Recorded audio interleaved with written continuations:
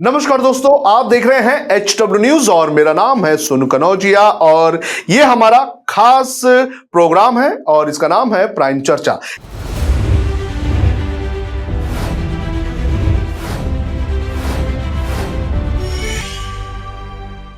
इस शो में हम देश के जो अहम मुद्दे हैं वो लाते हैं और उस पर चर्चा करते हैं और पक्ष और विपक्ष दोनों की राय हम इस मुद्दे पर रखते हैं।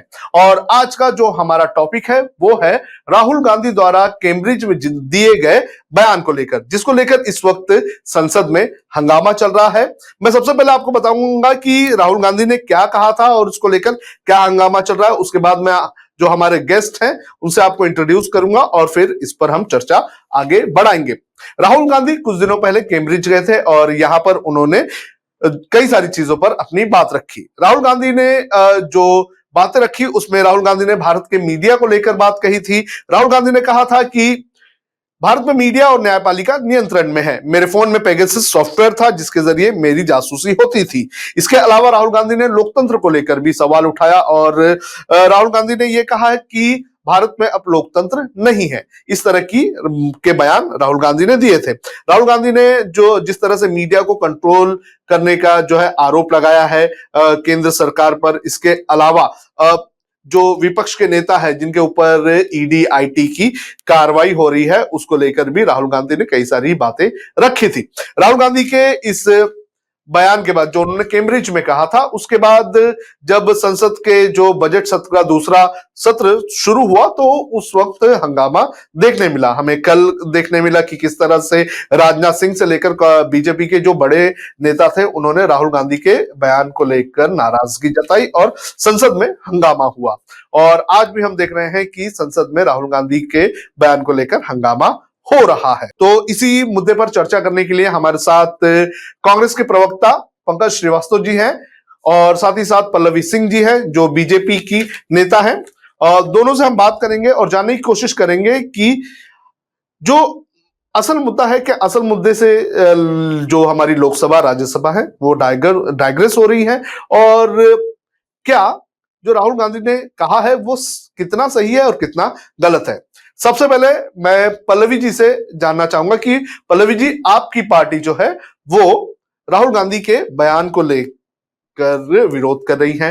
वो कह रही है कि राहुल गांधी ने माफी मांगनी चाहिए। राहुल गांधी ने देश का नाम जो है वो खराब किया है, देश के खिलाफ उन्होंने बयान दिया है।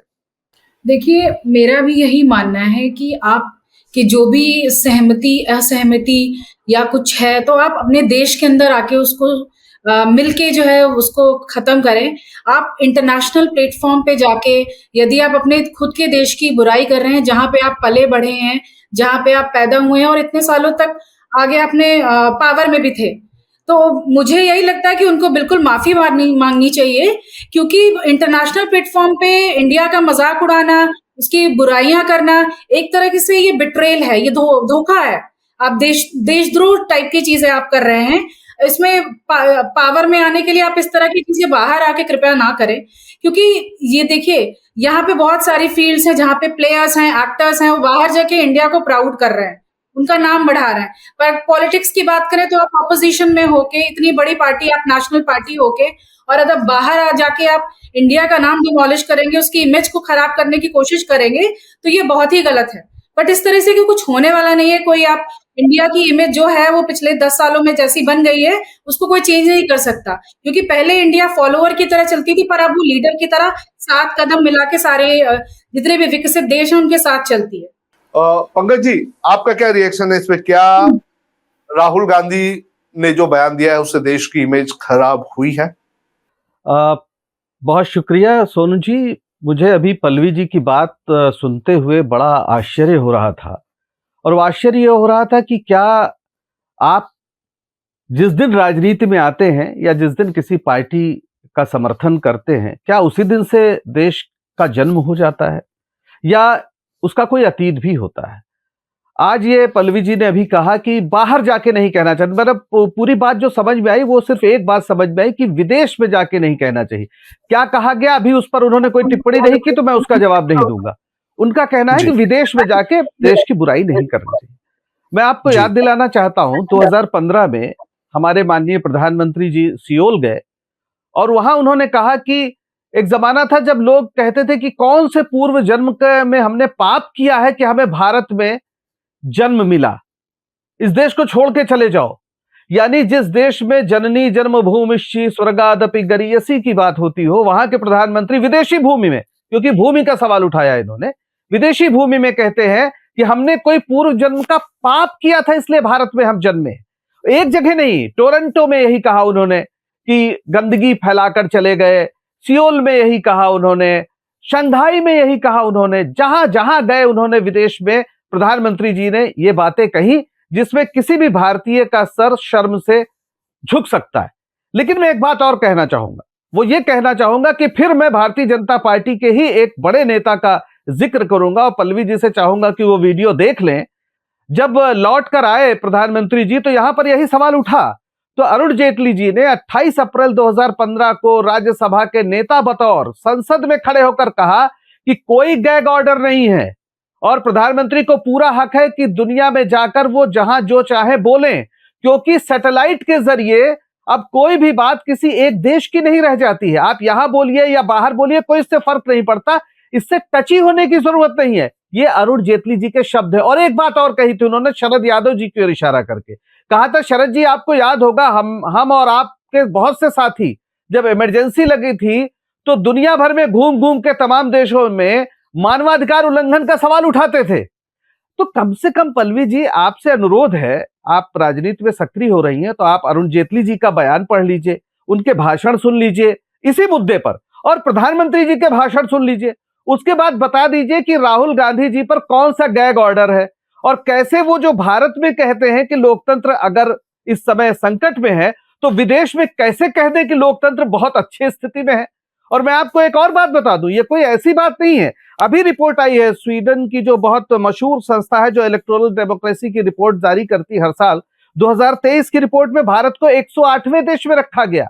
पिछले साल 93वें नंबर पे थे और भारत को दुनिया के 10 निरंकुश शासन वाले देशों में शामिल किया गया है।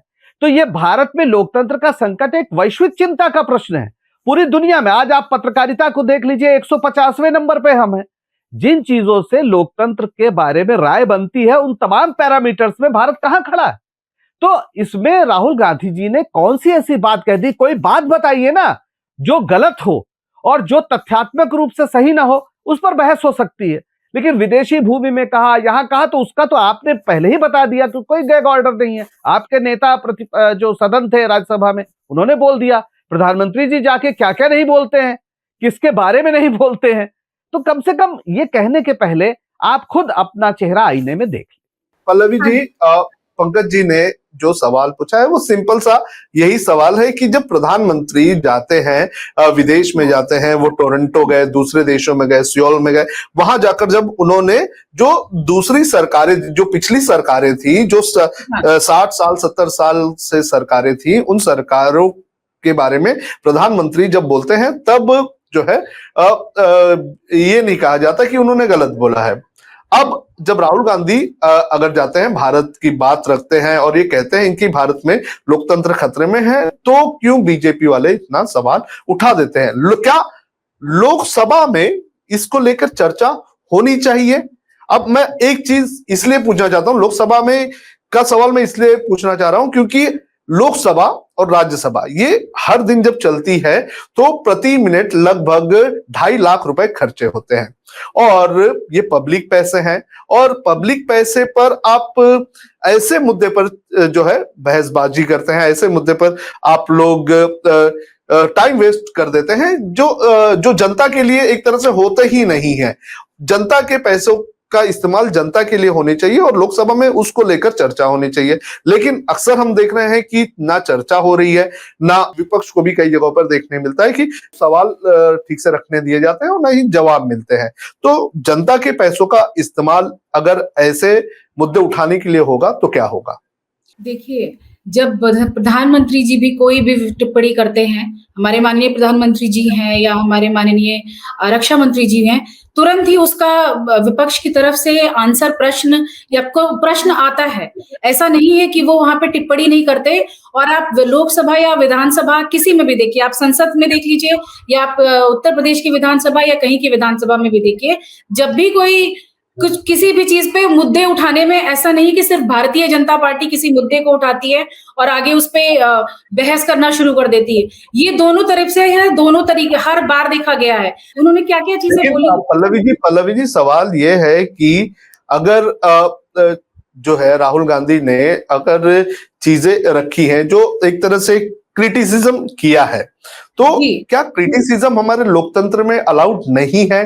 क्या हम सरकार के खिलाफ बोल नहीं सकते? क्या दिक्कतें जो हो रही हैं, क्या उन्हें रखने की हमारे देश में आजादी नहीं है?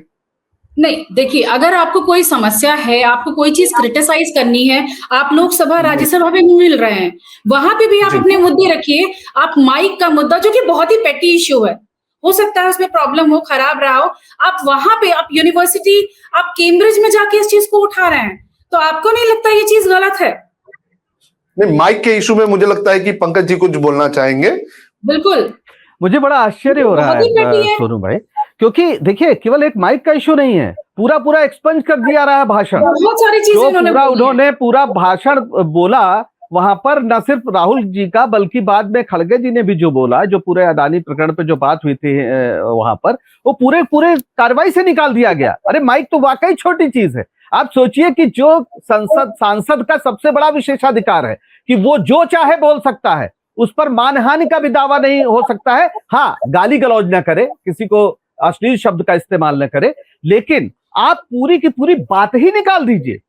सवाल पूछा जा रहा है कि इस देश की अर्थव्यवस्था के साथ इतना बड़ा खिलवाड़ हो रहा है, इस देश के प्रधानमंत्री के सबसे निकट जो मित्र हैं, जो जिनके हाथ में सब कुछ देश की संपत्ति सौंपी जा रही, उससे आप असहमत हो सकते हैं, लेकिन आप संसद से कार्रवाई से पूरी की पूरी बात ही निकाल दे रहे हैं और उसके बाद कह रहे हैं ये सब पेटी इश्यूज है। और कैम्ब्रिज यूनिवर्सिटी कोई छोटी मोटी यूनिवर्सिटी है क्या?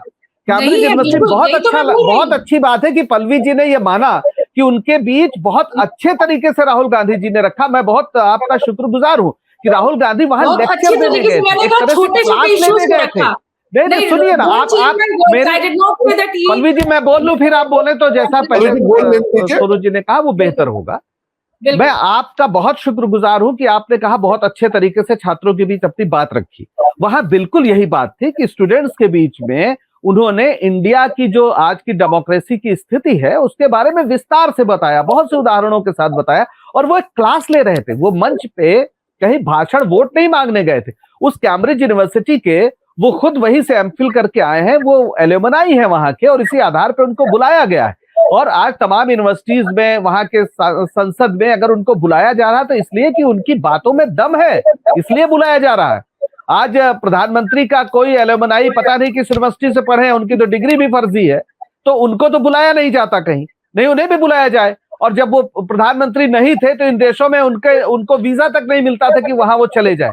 खैर, वो उसमें मैं बात नहीं करना चाहता, लेकिन आप जिस तरह से पेटी इश्यूज बता रहे हैं, मेरा आपसे भी नम्र निवेदन है कि आप पूरा भाषण पढ़िए, सुनिए, अच्छे से सुनिए, और आप जिस सवाल पे पूछेगी कि आपत्तिजनक है उस पर हम बात कर सकते हैं। अभी तक आपकी आपत्ति सिर्फ एक है कि उन्होंने विदेशी भूमि में जाकर बोला, और उस आधार पर हमने ये बताया कि वहां पर प्रधानमंत्री जी भी ऐसा बोल चुके हैं, और नेता सदन के रूप में राज्यसभा में अरुण जेटली जी ने बाकायदा कहा था, और तारीख में बता रहा हूं 28 अप्रैल 2015, जिसमें उन्होंने कहा था कि कोई गैग ऑर्डर नहीं होता है, और सैटेलाइट के युग में आप कहीं भी कुछ भी बोले, वो पूरी दुनिया में उसका उसी समय वैसा ही देखा जाता। उन्होंने कहा संसद में बात कर रहे हैं, दुनिया के कई कोने में इसको देखा जाता है, इस पर बात हो सकती है, और इस पर टच ही नहीं होना चाहिए। खुद बताया उन्होंने कि इमरजेंसी के दौरान बाहर जाकर वो शरद यादव जी से कहा कि तमाम लोग जाकर हम लोग मानवाधिकारों के प्रश्नों पर दूसरे देशों में बात करते थे, तो क्या देश की आलोचना कर रहे थे? वो क्या देश के खिलाफ थे? अरे भाई, डेमोक्रेसी एक कॉन्सेप्ट है, उस कॉन्सेप्ट पे अगर उसका शरण हो रहा है, तानाशाही थोपने की कोशिश की जा रही है, तो उस पर सवाल होंगे। और ये सवाल सुप्रीम कोर्ट के 4 वकीलों ने आज से 4 साल पहले 2018 में प्रेस कॉन्फ्रेंस करके कहा था, लोकतंत्र खतरे में है। ये राहुल गांधी जी अभी नहीं बोल रहे हैं। और उन्होंने कहा था कि आज हम इसलिए प्रेस कॉन्फ्रेंस कर रहे हैं कि 20 साल बाद ये न कहा जाए कि हमने अपनी आत्मा को गिरवी दिया था, हमने कहा नहीं था। तो सुप्रीम कोर्ट के 4 जज, माननीय जज, वरिष्ठ जज आकर प्रेस कॉन्फ्रेंस कह के वो बात कह चुके हैं। क्या वो देशद्रोही हैं? ये सवाल अपने से पूछिए।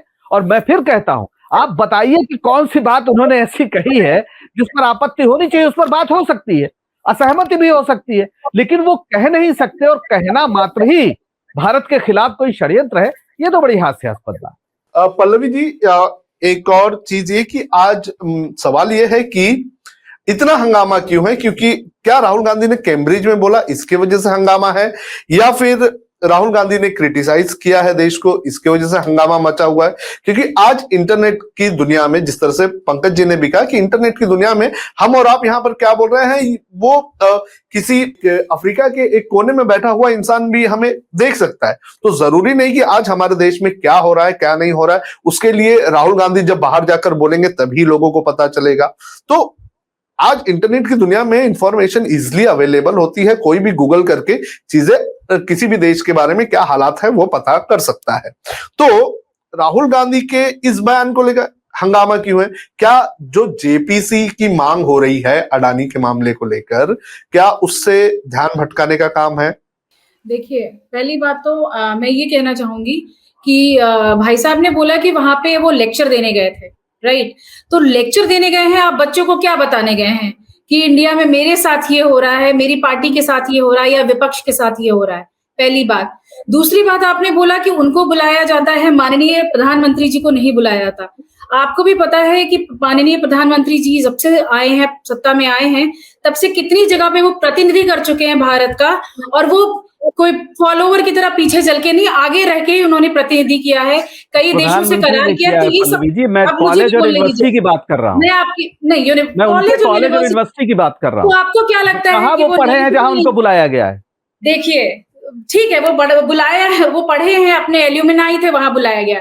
तो वहां जाके वो भारत के बारे में जो भी टिप्पणियां हैं वो करेंगे, वो चाहे यहाँ करे। वो ऑब्वियसली आपने बोला अभी, सोनू जी ने बोला कि इंटरनेट की अब अभी हमारा जो ये एरा है वो इंटरनेट एरा है, तो सारी चीजें कहीं भी कोई सुन सकता है, दैट इज ओके। बट मैं ये कह रही हूँ कि आपको इस तरीके से इंडिया को क्रिटिसाइज करने का कोई हक नहीं है, ठीक है? बिल्कुल भी हक नहीं कि आप जो है हर पॉइंट उठा के आप इंडिया को क्रिटिसाइज करें। और रही बात ये बोल रहे हैं कि आप यहाँ करें, बिल्कुल आप ना, आपको इंडिया में कोई हक है इंडिया को क्रिटिसाइज करने का, ना इंडिया के बाहर है। मेरा इसका यही आंसर है। नहीं, लोकतंत्र में क्या क्रिटिसाइज नहीं किया जा सकता है? और क्या राहुल गांधी ने, नहीं पल्लवी जी, मेरा एक सवाल यह है कि राहुल गांधी ने इंडिया को क्रिटिसाइज किया है या फिर सरकार को क्रिटिसाइज किया है? देखिए, इस समय आप देखिए, एक चीज और बता रही हूँ, वो क्या आप ये कहना चाहती हैं कि प्रधानमंत्री जी आपके भी हैं और आपके भी हैं, कांग्रेस पार्टी के भी हैं और किसी भी पार्टी के हैं, ठीक है?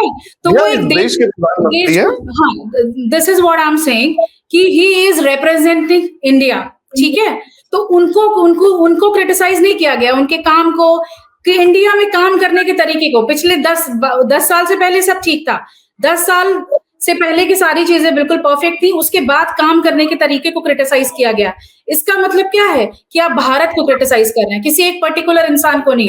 और सरकार जो है, सरकार किसी एक इंसान की नहीं है, ना वो कांग्रेस की है, ना वो, जब तक वो इंसान कोई भी, यदि वो बीजेपी में बैठा है, किसी पार्टी में बैठा है या किसी कांग्रेस में बैठा है, तो वो पार्टी का रहा। लेकिन जब उसे भारत की जनता चुन के सामने लाती है तो वो पूरे देश का होता है।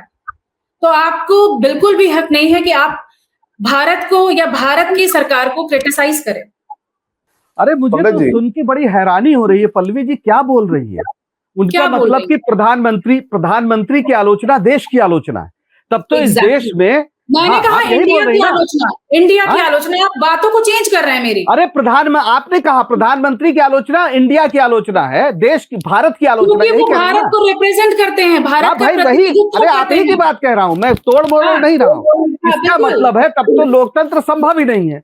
और भारत में इसके पहले भारतीय जनता पार्टी की भी विपक्ष में रही है, और जितने भी प्रधानमंत्री रहे, अभी से नहीं, नेहरू जी के समय से, और इंदिरा गांधी रही हो, राजीव गांधी रहे हो, शास्त्री जी रहे हों या हमारे नरसिम्हा राव रहे हों या अभी इसके पहले अटल बिहारी वाजपेयी जी रहे हों, इन्हीं की पार्टी के रहे हैं, और मनमोहन सिंह जी रहे हों, कौन सा ऐसा प्रधानमंत्री है जिसकी आलोचना नहीं की गई और तीखी आलोचना नहीं की गई? अरे मनमोहन सिंह जी को तो संसद में भारतीय जनता पार्टी के लोगों ने चोर कहा था, याद है आपको? आप क्या बात कर रही है कि प्रधानमंत्री के कार्यशैली की आलोचना नहीं हो सकती, प्रधानमंत्री के कामकाज की आलोचना? कभी लोकतंत्र नहीं रहेगा मैडम, फिर लोकतंत्र नहीं रहेगा। मैं आपसे कह रहा हूं कि आप अपना इतिहास पढ़ लीजिए। भारतीय जनता पार्टी ने विपक्ष में रहते हुए इस देश के प्रधानमंत्रियों को क्या क्या कहा है, हमको छोड़ दीजिए, आप अपना इतिहास पढ़ लीजिए। और अगर प्रधानमंत्री की आलोचना नहीं होगी, अगर प्रधानमंत्री की आलोचना नहीं होगी तो लोकतंत्र नहीं है। फिर अगर प्रधानमंत्री की आलोचना का अधिकार नहीं है तो लोकतंत्र नहीं है। आप वहां जाके भारत की बुराई नहीं कर सकते। अरे भाई, तो आप क्यों नहीं कर सकते? उनका अधिकार है। आप असहमत हो सकती हैं, यही मैं कह रहा हूँ। आप असहमत हो सकती हैं, आप ये नहीं कह सकते आपका हक नहीं है। मैं यही बोल रही हूँ। आप बात समझने की कोशिश करिए। आप असहमत हो सकती है, आपको पूरा राइट है, लेकिन आप ये नहीं कह सकते कि आप उनको हक नहीं है ये कहने का। जैसे मैं मानता हूँ कि प्रधानमंत्री को, सुनिए इधर, जैसे मैं मानता हूँ कि बिल्कुल अरुण जेटली जी ने ठीक कहा कि कोई गैग ऑर्डर नहीं है, प्रधानमंत्री का जो मन होगा कहेंगे। मैं सहमत हूँ इस बात से, मैं इस अधिकार से उनके सहमत हूँ। उनकी बात से मुझे आपत्ति हो सकती है। वैसे ही राहुल गांधी को पूरा हक है, वैसे ही राहुल गांधी को पूरा हक है कि अगर वो मानते हैं कि भारत में लोकतंत्र संकट में है तो इस बात को वो दुनिया के किसी भी फोरम पे कह सकते हैं।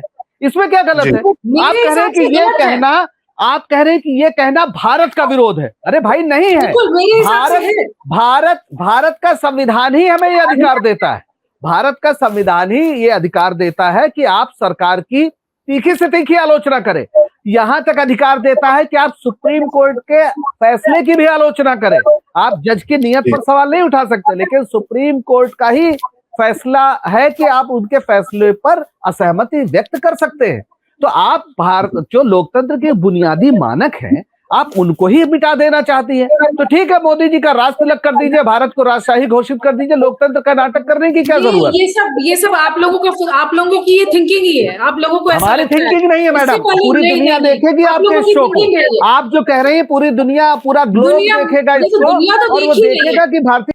मुझे लगता है कि अभी हम इसके आगे दूसरे टॉपिक पर बढ़ जाते हैं, राहुल गांधी के ही स्टेटमेंट का जो उन्होंने कैम्ब्रिज में दिया है, खासतौर पर विपक्ष को लेकर दिया है। एक बात अगर मुझे सोनू जी एक मौका बस 2 लाइन का दे दीजिए। जो आपने सवाल पूछा था वो बिल्कुल सही बात है कि अडानी से जुड़े हुए सवाल पे जो जेपीसी बनाने की बात हो रही है उसका मुद्दा ना बन पाए, इसलिए सब हो रहा है, इसमें कोई शक नहीं है। और यही नहीं, पहली बार हम देख रहे हैं कि राज्यसभा शुरू होती है और खुद जो सरकार है उसके लोग हंगामा करना शुरू कर देते हैं, जबकि सरकार का दायित्व तो सदन चलाना है। हंगामे का आरोप विपक्ष पे लगता है, लेकिन हम पहली बार देख रहे हैं कि खुद सरकार के मंत्री खड़े होकर एक ऐसी बात कहते हैं। राहुल गांधी तो राज्यसभा के सदस्य भी नहीं है, और आप किसी पर इस तरह से अगर टिप्पणी करते हैं तो आपको नियमों के तहत बहस आप कर सकते हैं, और तुरंत पूरी राज्यसभा पे खड़े होकर हंगामा करने लगते हैं सत्ता पक्ष के लोग। तो इसमें कोई शक नहीं है कि ये सिर्फ अडानी का जो पूरा साम्राज्य है जिसने इस देश की अर्थव्यवस्था को खोखला कर दिया है, और उसके पीछे भारत के प्रधानमंत्री का हाथ है, उस बहस से बचने के लिए, जेपीसी की उस मांग से बचने के लिए ये सब किया जा रहा है। मैं भी इसको वाइंड अप करना चाहूंगी कि उन्होंने जो भी भारत के खिलाफ बोला, सरकार के खिलाफ बोला, वो भी उनकी एक कोशिश है किसी तरीके से वापस पावर में आने की। This is what I am winding up my statement. ठीक है, चलेगा। अब बात करते हैं दूसरे मुद्दे की। राहुल गांधी ने जो कैम्ब्रिज में कहा है तो उसको लेकर भी हंगामा हो रहा है, और वो है ये है कि विपक्ष को चुप करवाया जाता है। कहा जाता है कि ईडी, आईटी ऐसी जो केंद्रीय एजेंसी हैं, इसका इस्तेमाल जो है वो विपक्ष को चुप करवाने के लिए आज केंद्र सरकार जो है वो कर रही है। मैं पंकज जी से पहले इस पर उनका टेक लेना चाहूंगा कि पंकज जी आपको क्या लगता है? अब ये तो दिन के उजाले की तरह साफ है। देखिए, भ्रष्टाचार का कहीं भी आरोप हो उसकी जांच करने का पूरा अधिकार है सरकार को, बल्कि उसका दायित्व है, इसमें कोई दिक्कत की बात नहीं। दिक्कत तब है जब आप एक ऐसे आदमी को, जैसे मैं जो हमारे असम के मुख्यमंत्री हेमंत बिस्वा शर्मा, उन पर सीबीआई रेड पड़ती है, और शुभेंदु अधिकारी टीएमसी के उन पर रेड पड़ती है, और जैसे ही ये भारतीय जनता पार्टी में आ जाते हैं, इनका सारा वो सारदा और वो चिटफंड और सारे मामले खत्म, कोई मतलब नहीं है। और जैसे ही भारतीय जनता पार्टी का कोई विरोध करता है तो उस पर छापे पड़ने लगते हैं, और चुनाव के समय खासतौर पर पड़ने लगते हैं। तो ये जो पूरा मसला है, ये बहुत दिन के उजाले की तरह साफ है। अभी कर्नाटक में एक 8 करोड़ रुपया पकड़ा गया रिश्वत लेते एक भारतीय जनता पार्टी के नेता के यहां, और कोई कार्रवाई नहीं।